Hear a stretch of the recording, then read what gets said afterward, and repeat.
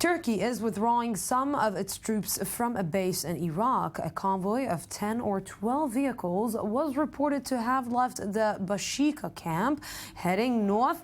This follows a statement Friday from Ankara that it has decided to reorganize its military personnel at Bashika after talks with Iraq officials. Turkey has deployed troops near Mosul, but the arrival of 150 troops was heavily criticized by the Iraqi government, which said it violated national sovereignty. And Turkey, we are still there, now finds itself increasingly isolated in the Middle East, so much so that President Tayyip Erdogan has signaled he is open to improving his country's relationship with Israel. The news today, diplomatic correspondent Eli Ochenberg has more on Erdogan's sudden change of heart. A heated spat with Moscow over the downing of the Russian plane, a complex situation regarding the ongoing fighting in Syria, and alleged shady ties with the Islamic State terrorist group. Turkey is dealing with a major diplomatic crisis, and at the moment seems to be on its own. How alone? So much that it is seeking to put its relations with Israel back on the right track after they reached rock bottom in recent years. Tıpkı Siyonizm gibi. Just like Zionism, just like anti-Semitism, just like fascism, it becomes unavoidable that Islamophobia must be regarded as a crime against humanity. Görülmesi kaçınılmaz hal almıştır. Olanları görmüyor, duymuyor. Israel is acting like a spoiled child by disregarding international law and disregarding human rights. It continues to be a terrorist state, and nobody except us tells them to stop. Israel has always played the part of the spoiled boy in the face of UN's decisions, and they think this spoiled behavior wears well. After a handful of anti-Israel statements, including some anti-Semitic sentiments, Turkish President Recep Tayyip Erdogan has signaled a possible warming of ties with Israel, saying the entire region has much to gain from normalized relations. The major breakdown in ties occurred back in 2010 following the Israeli naval raid on the Mavi Marmara flotilla attempting to reach the Gaza Strip. In this incident, 9 Turkish citizens were killed, what triggered a severe diplomatic crisis between Jerusalem and Ankara. By tomorrow, our mutual diplomatic relations will have been downgraded to the second secretary level. Trade relations and military relations have been suspended.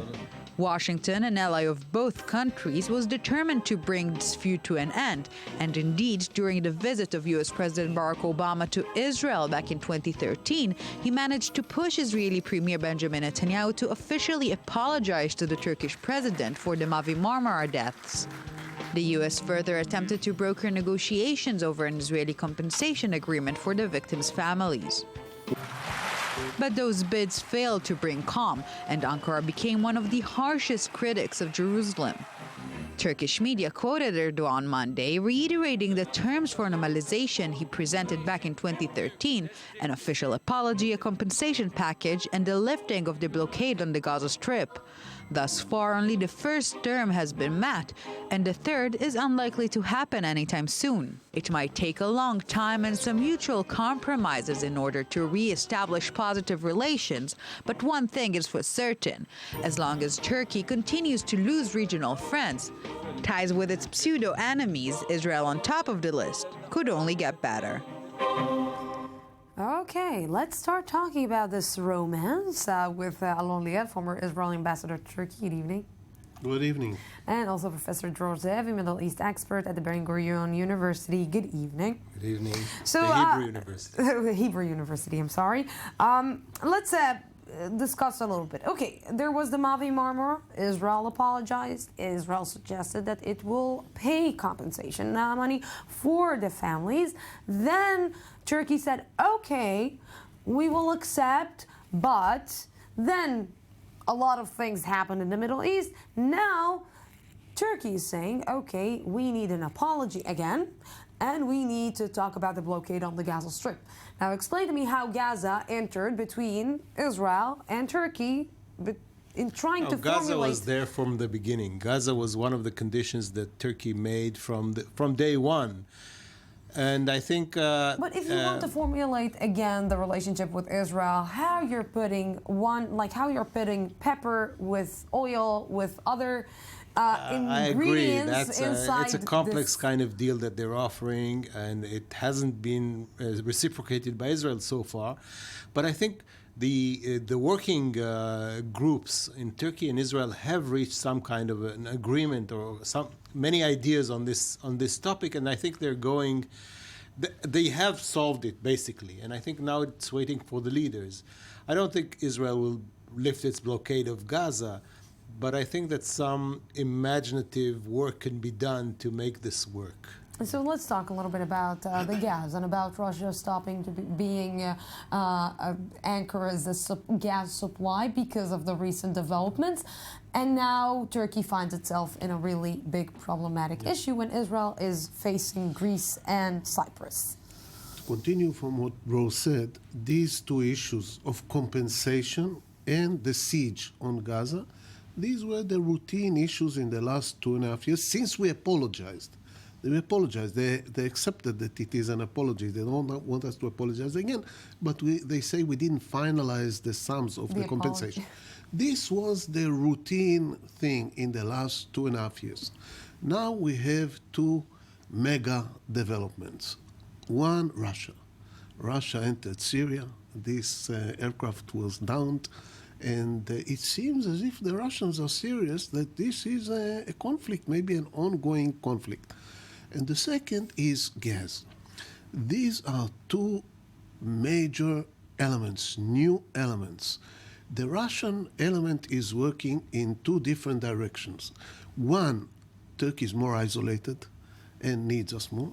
Two, if the conflict is really serious, and if we build a relationship again, we might have a problem with Putin now. If he's a real rival, long-term rival of Turkey. Gas, unlike the Russian issue that is working in two directions, gas is working in the same direction. They need the gas. We have to export, or need, let's say, to export. And in the last month, we had major developments in Egypt that make the Egyptian option less relevant and the Turkish option more relevant.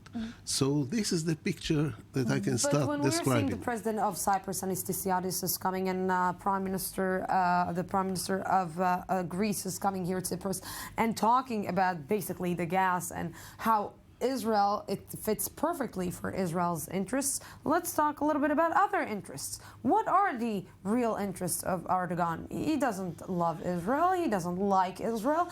He is seeing this development happening with Cyprus and Greece. He is seeing that he is isolated and he's not going to get any more gas from Russia, which means that he needs Israel. Now he needs just to find the way to yes, I think you put it rightly. I think Turkey finds itself in a weird position where Israel is its only possible ally in the Middle East.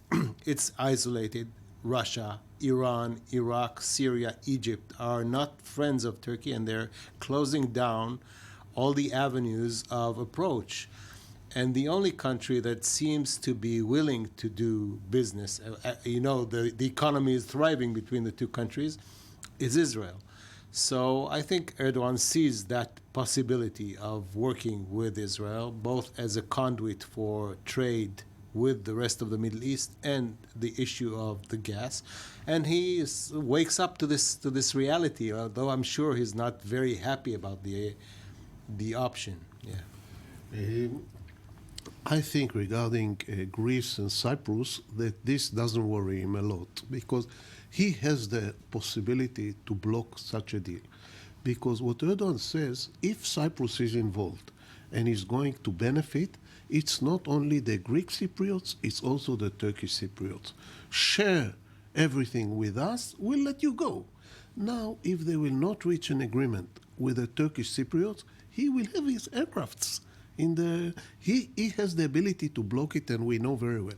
I think he is worried about the combination of an Egyptian-Jordanian deal that can really take the gas because it's mutually exclusive. regarding the amounts, it's or we go Egypt, Jordan, or we go Turkey. Yeah, maybe he doesn't like Israel, but I think that he doesn't like also Iran. And maybe Iran can be the key factor for Israel and Turkey. Maybe.